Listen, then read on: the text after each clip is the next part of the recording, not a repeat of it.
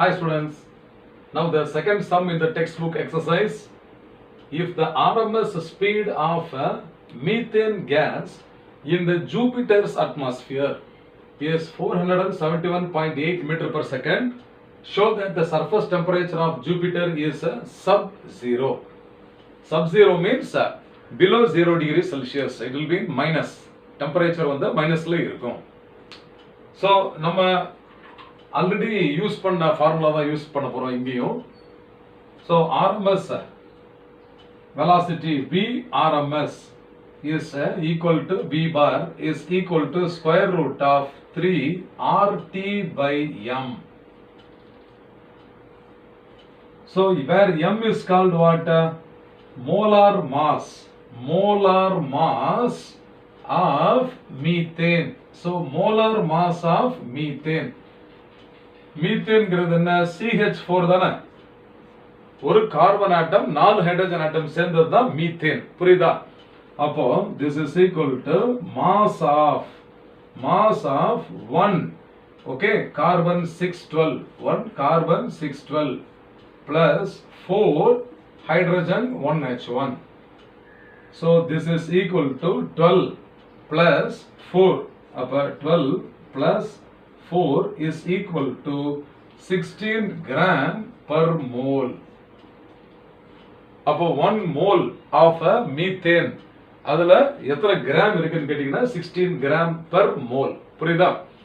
அப்போ this is also equal to, therefore M is also equal to 0.016 kilogram per mole. நமக்கு தேவை SI unit இல்லையா? SI யூனிட்ல gram போடக்கூடாது, அதனால நம்ம கிலோகிராமுக்கு மாத்திட்டோம். அப்ப 16/1000 வந்து 0.016 கிலோகிராம் பெர் மோல். அப்ப இந்த ஃபார்முலால நம்ம வந்து M க்கு பதிலா இந்த 0.016 சப்ஸ்டிடியூட் பண்ணனும். இங்க RMS velocity கொடுத்துட்டாங்க இல்லையா? RMS velocity கொடுத்திருக்காங்கப்பா. அப்ப லெஃப்ட் ஹேண்ட் சைடு என்ன நம்மளுக்கு 471.8 is equal to square root of 3 into இப்போ R ங்கிறது கொடுத்திருக்காங்க இல்லையா? அப்ப R is equal to 8.31 okay. So joule per mole per Kelvin.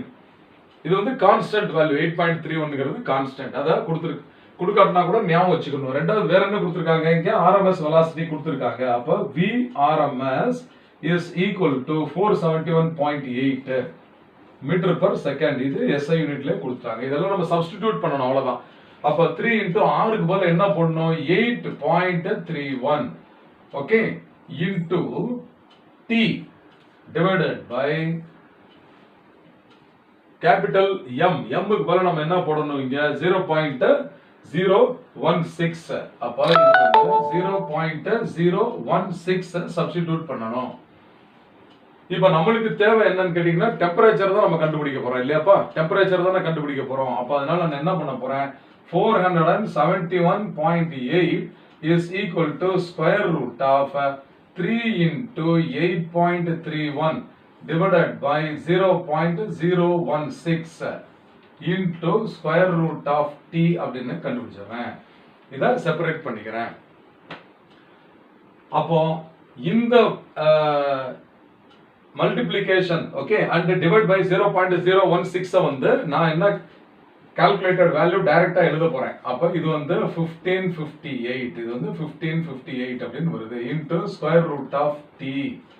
அப்போ this is 471.8. புரியுதா? இப்போ நம்மளுக்கு தேவை என்ன? T தானே தேவை. T தேவை, அதனால வந்து இப்போ நான் square root of T is equal to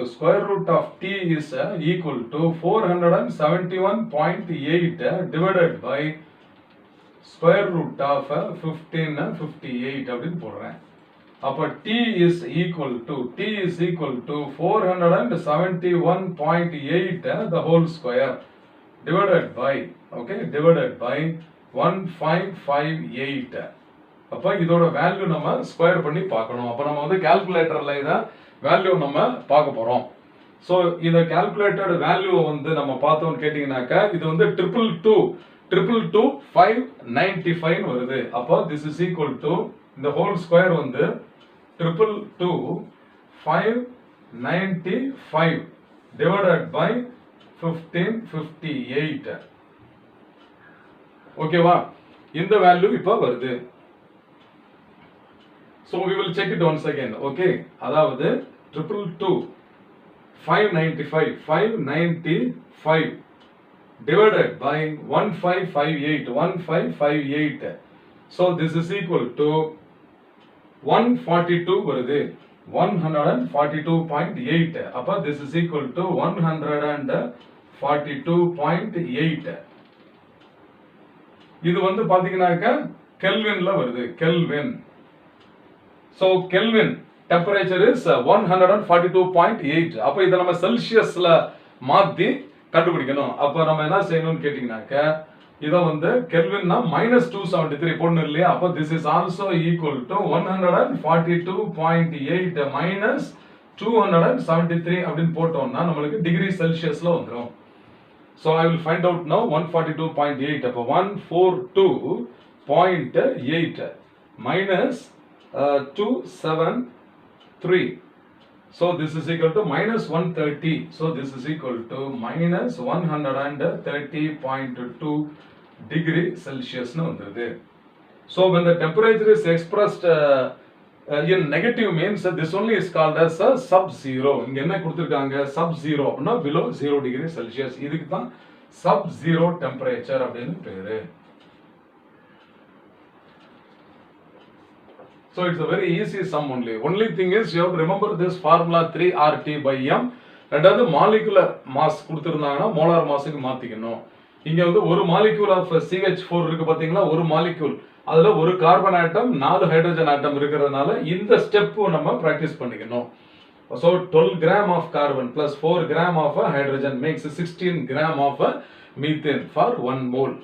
Otherwise we are going to do the direct substitution in the problem. I hope you must have understood well. Fine.